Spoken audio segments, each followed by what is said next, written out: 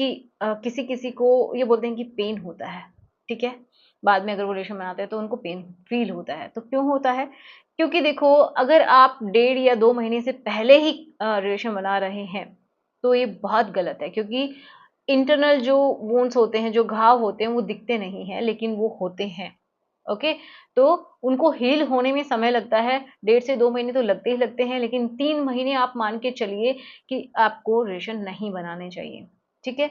2 महीने तो बिल्कुल ना है, लेकिन अगर आप कंफर्टेबल फील कर रहे हैं तो आप बाद में कर सकते हैं 2 मंथ के बाद। बट रिकमेंडेड तो यही है कि 2 से 3 महीने का समय मिलना चाहिए बॉडी को पूरा रिकवर होने के लिए। ओके, तो अगर फीमेल कंफर्टेबल है 2 महीने के बाद, उसको पेन नहीं होता है, तो बिल्कुल कर सकते हैं, लेकिन 3 महीने का समय आपको लेके चलना ही चाहिए।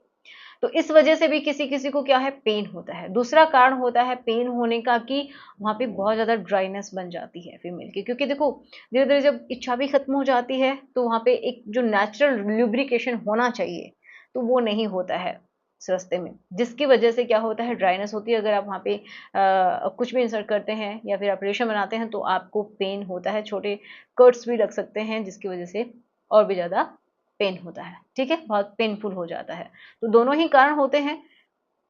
जब ओवरीज निकालते हैं तो मेनली ये प्रॉब्लम ज्यादा आती है, क्योंकि उस समय आपका जो एस्ट्रोजन हार्मोन है, जिसकी वजह से आपकी इच्छा बनी रहती है, आपकी जवानी बनी रहती है, आपकी खूबसूरती बनी रहती है, तो वो चला गया है, मतलब ओवरीज के अंदर बनता है ज्यादा अमाउंट में, जिसकी वजह से आपकी बॉडी में सारे हार्मोन्स अच्छे से काम करते रहते हैं, आपकी ओवा बनते रहते हैं। तो अगर उनको ही रिमूव करवाना पड़ा है तो ये प्रॉब्लम ज्यादा आती है।